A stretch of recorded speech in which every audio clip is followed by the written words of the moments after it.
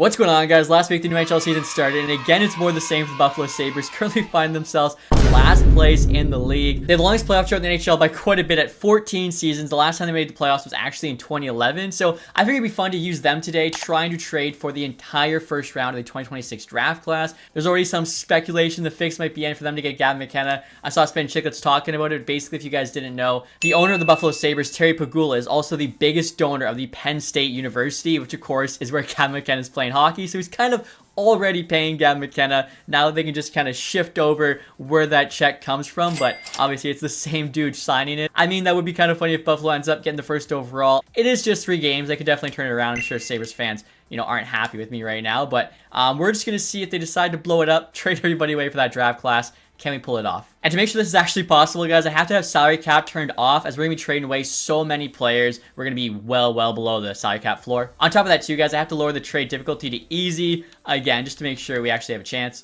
In the past, when I made this video, I usually use a team that has some superstar players, whether it be Edmonton, Colorado, say Tampa Bay. So Buffalo here is definitely the toughest challenge yet. Now, I did take off Rasmus Dahlin's no move clause. Obviously, I'd assume he would waive to go to a better team. Tage Thompson, Alex Tuch have modified, so I'll try and, use those. Luckily, the rest of the guys actually didn't have no move clauses, at least, the guys with some value. So that worked out pretty well in terms of choosing Buffalo. Looking at the goaltenders, again, not a lot of clauses there, which is nice. Levi, Lennon should be able to get something for. Draft picks, we already have our first, which actually has some value. So again, I'm going to try and get the other 31 first round picks here in the 2026 draft. And so starting off here, guys, trying to get the Jets first, which isn't worth too much. Offering up Jason Zucker here with a 3rd and a 4th. Janssen Falby there just coming back for the roster spot. And they do say yes. Okay, so I feel like that was, not too bad. Obviously, the rebuilding teams, their first round picks are going to be tough. We have to really make sure we don't mess up the Dahlin trade. We need to get a ton of back there. Next here, the Capitals picks. Actually, why are the Capitals a seller? Now, the good thing is we're also a seller, so we could just trade, our future first for all the seller first. That might be the easiest way to go. Would the Capitals say yes, just straight swap? They say no. Okay, I mean, if we throw in a 7th, if they're equal value, they still say no. I kept trying to add picks. They set a bit off to a 5, 6, 7, so I think a 4, 6, 7 will push this through, and it does. Okay, so now we kind of know what to do. I might honestly just try and get all the sellers first with our future first. We'll try the same offer here for Utah, 1, 4, 6, 7. They say yes. And I should say, too, I don't really know why Utah, St. Louis are considered sellers. Their overalls aren't that bad, so it doesn't really make sense to me. Maybe it has to do with the preseason. And actually, guys, with sending to the preseason, we can boost some attributes. This might help us out too. I'll definitely do the 5v5 focus. Offensive defense awareness could boost some guys' rating, which obviously could boost their trade value. I am curious to see Lindy Ruff, what's he think for this team? Looking at the roster on paper, there's a lot of work to do before we can compete. So, I mean, that's pretty funny. Yeah, obviously, he even knows this team not making the playoffs. So I'm glad we sent to the preseason to boost the guys' ratings. It looks like it didn't change the teams, though. Capitals, for some reason, still a seller. Same goes for Utah. But look at this. Rasmus Dahlin went from a 92 to a 93. Trade value's even higher now. And now next year, guys, we're actually trying to get 2 first-round picks from the Bruins, theirs and the Leafs, for Alex Tuch. They say no. The trade value is on their side. I was just wondering, maybe, Alex Tuch's pretty good player, 88 overall. Would that be enough? We could throw in a 3rd and a 4th here at that point. It's pretty close. They want everything. And they do say yes. Okay, so there we go. Tuch for 2 firsts. Pretty good value. Also, too, he had a modified NTC. Boston was a team he's actually willing to go to. And like I said, good player there. And now trying to get the Ducks first. They do want the 2027 first. Would they just do 1 for 1? They do. Okay, so that worked out well. They actually wanted that one. It wasn't, too far into the future. The Flames, can we try and pull off a similar thing? They also have Vegas' first there. I'm going to offer the Flames our first 5 picks in 2028. 1, 2, 3, 4, 5 for their 2 first rounders. Trades rejected quite far off. We'll try 1, 2, 3 here with Peyton Krebs. Throw an extra 3rd rounder onto this.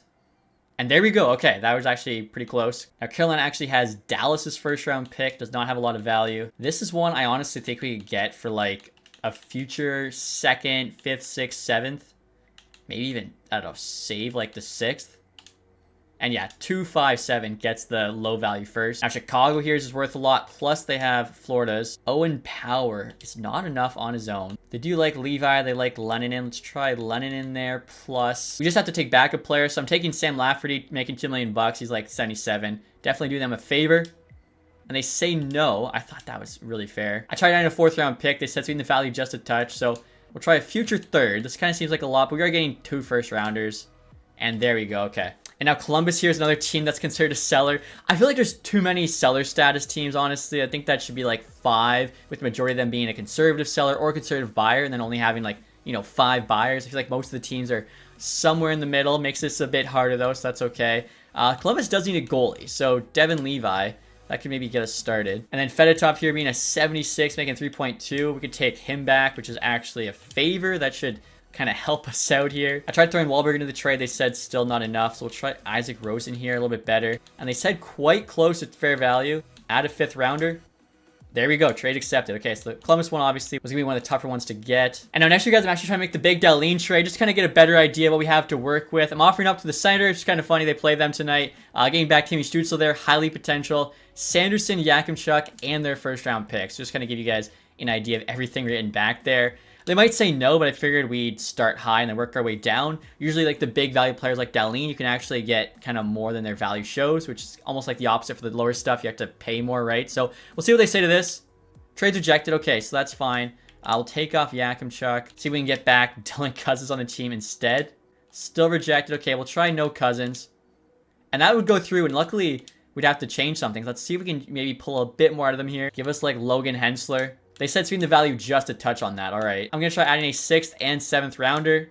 And they say yes. Okay, just the 7th wasn't enough. So there we go. That is a big time trade, Dahlin. And obviously we have a lot more, things to work with now. And so next year, guys, are trying to trade Stützle, the Red Wings, for Raymond, a 1st, Bear in a 2nd. I figured Side is already there. Maybe Stützle wants to play with a countryman. So again, values on the Red Wings side will take things away as they, reject. And they do reject the initial offer. So we'll take off the 2nd there. They still say no to this. I mean, Raymond in a 1st for Stützle is not that bad. They say no to it, though, which is kind of shocking. Throw a 2nd on with Stützle here.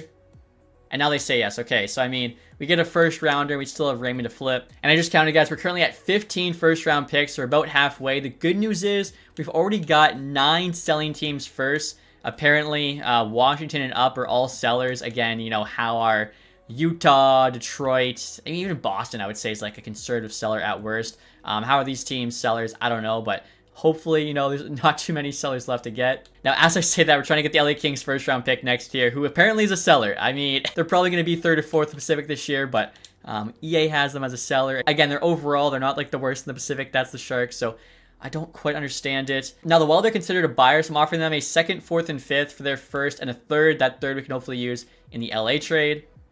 They said no. I'm going to add another future 5th rounder there. Now they say yes. Okay. We're going to try this trade. Byram Helenius, a 2nd, 3rd, and 4th for the LA 1st. And they say yes. That was probably the toughest one to get yet. And now Montreal here is a conservative buyer. I wonder would like a Ryan McLeod get this done. Radim Mertka we could trade. I don't know if you guys saw the picture. He was super excited to be a Buffalo Sabre this past draft. Let's go. Yuri Kulich there is in the NHL. Plus a 6th and 7th round pick. There we go. All right. The 6th and 7th round picks. That's what really pushes it over the edge. Nashville. See, they're a conservative buyer. In my mind, they should be a conservative seller. Nashville. Could they use a centerman? Maybe. Ryan O'Reilly, obviously, there. Josh Norris. Unfortunately for him, just got injured again. Him, 5, 6, and 7 to Nashville. That looks pretty equal. Now, for this offer, Nashville sets the value just a touch. Unfortunately, the only other picks we have are the 1st rounders. So I'm going to try and get a 3rd round pick back again, which the Devils here, their 1st, yeah, is not that high valued. Try like Noah Ostlund and Samuelson. Those guys are actually pretty close. And I'll try adding like a 6th and a 7th to this. Value is pretty equal. And yeah, trade does go through. And now for Nashville here, we added the 3rd rounder. Also taking back Weisblatt. He's actually on the block, even though you think he has like slightly more value than the other guy. I think PM being on the block might help. And there we go. Trade is accepted. And now the Islanders here, guys, have their 1st plus the Avs. They're a conservative buyer, though. I don't know how. Maybe because they have Sorokin. So we could move like Lucas Raymond, Sanderson, one of these guys there. Sanderson alone should honestly be worth more than this. Take back Julian Gauthier. Would they just give us the picks for Sanderson? They would. Okay. Let's see if we can actually get a bit more out of them here. Try and get a 3rd rounder there. Those are kind of coming in handy. They do say yes to that. Okay, so good deal. Now the Rangers here are a buyer. They have their pick and the Hurricanes pick. Both those teams were buyers, so like this shouldn't actually cost us that much. We're going to try flipping what we got from Utah here. Michael Kesselring, Josh Stone, along with a 3rd and 2 6th to the Rangers. They say no. We'll try throwing Jack Quinn into this trade as well. Carson Soucy has like no value, kind of taking off some salary. There we go. Perfect. All right. That worked out well. And now the Flyers are up next year, guys. I'm offering up Tage Thompson plus Ratzlaff for their 1st and Martone. They're probably going to say no. Yeah, I figured Martone was way too much of an ask. definitely we should be able to get back more than just the first. Maybe Owen Tippett here. We'll just keep adding like a lesser and lesser player. Owen Tippett, they still said no. I mean, Luchenko, I feel like we need something here for Thompson. There we go. Okay, so hopefully Luchenko can be used in a future trade. We have Pittsburgh and Sharks here. So these are the two kind of tough trades. After that, we've also got the Blues who are a seller for some reason I forgot about. And I think that's pretty much it for like, you know, tough trades. The Sharks luckily actually like both these players. And the Sharks actually had the Oilers first here as well. So we're going to take back Ryan Reaves, who's actually making $8 million. This is just to make the Sharks salary cap compliant. But I mean, it's a huge anchor of a contract, right? So we're doing them a favor, offering up Benson, Luchenko, Hensler there. We take back Reaves. Gaudreau, if he would go to us, which he would. Desharnais here as well as on the block. So we're taking back a bunch of bad contracts. Would they do this with the two first? Benson, Luchenko, and Hensler? Wow, okay. Could we get away without Hensler? No, okay. So, I mean, that's actually not that bad, though. Basically, we'll have to trade Raymond for the Penguins first, and then we gotta really make some magic happen for the last few. But there we go. We get the Sharks and Oilers first. So right here, guys, I'm offering up Lucas Raymond to the Penguins for their first and 2 seconds. They say no. We'll take off the blue second. They still say no, just a bit low. I figured Raymond did have, you know, more value there than the first. All we really have left for just a bit is a 6th, which actually gets it done. Okay, so there we go. Like I said, we don't have a lot left to work with. We'll see if we can make some magic happen. Kraken, though, have their first and the Lightnings. And so right here, guys, trying to get the Canucks first, offering up Jacob Bryson. Kleber there, medium top 4 potential. Zemer there is unsigned. Danforth. It's actually pretty equal. They say no. We do have the Pittsburgh Penguins second still. Probably not enough, but kind of our only option. And there we go. The Canucks do say yes. So I think at this point, there's only 3 more first-round picks we need. We'll try, you know, having some luck here with some players popping off before the deadline. And to try to help us out a little bit more here, guys, I'm also going to sign Barbanov and Wahlstrom. Honestly, it's going to be tough to get those last few picks, but we need a couple guys who maybe can get better. I probably should have signed these free agents before saving through the preseason. Most of the, you know, better ones that were like 79 overall are gone. But you never know. Sometimes random players just get a ton of growth in value. All right, guys, after all those trades, here's an updated look at the team. It is absolutely garbage. Jordan Greenway, there's our first line left wing. I've actually got Oliver Wahlstrom, who we just signed. He's our 1C. Barbanov there's first line right wing. We got Weisblau on the second line there, playing with Gaudreau and Mallinston. I'm hoping like if they put up 40 points, they're like an 80 overall grinder. He's got 95 shot block. He could definitely, you know, have some value to a contender to be like, you know, in the bottom 6 for them. Third line, you got Hallinan, Sam Lafferty, Pustin, hopefully I said that right. Gauthier, Richard, Tuft. Defensively, Susie Timmins, if they do anything on the top pairing, could maybe grow. Same goes there for Zach Jones, Ryan Johnson. I mean, Desharnais, Rathbone, maybe. If Luukkonen somehow plays lights out, he could also grow in rating. Probably not going to happen. Power play 1, -5. Obviously, like I said, we're just hoping somebody randomly you get some value. AHL-wise, you know, it's pretty terrible. Have Ryan Reaves down there just because there's no way we can trade him with that $8 million salary. So why bother getting him that NHL ice time? Gonna be interesting to see if we can pull this off, guys. I feel like for sure we'll be able to get 1 more first, but might not be able to get all 32. And now, of course, I send you guys, let me know in the comment section below how many wins you think this team's going to get. I'm thinking like 25, even though in real life, it'd probably be like 10. And so I just sent in the trade deadline, guys. As you can see, we're already at 21 wins there. How this team has, you know, even that many wins, I don't know. 36 losses, 5 OT losses. We are last place in the division. We're actually beating out the Sharks, though. I mean, the Sharks should be absolutely embarrassed. This team is a mediocre AHL team playing in the NHL. Looking at the points, too. Barbanov leading the team in points. Connor Timmins has 38. So we'll take a look here and see if any of them randomly got a spike in trade value. That's obviously kind of what our whole goal was. Connor Timmins did. He's got more than Merca now. Like, that's probably equal to a low-end first. Merca there's about the same, although he did get a bit of jump in rating. Jones might have jumped up a little bit. I'm curious. So Barbanov, top line.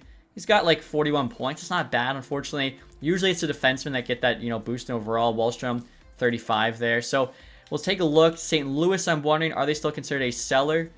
And they are. Even though they're a positive record. They're probably a playoff team. And then Seattle here, they're a conservative seller, so their first still has a good amount of value. Tampa Bay first, not so much. I'm curious here if we get the Tampa Bay first for a third, Greenway, and then a few prospects, high top 6, and 2 medium top 6 defensemen. The value is actually on our side.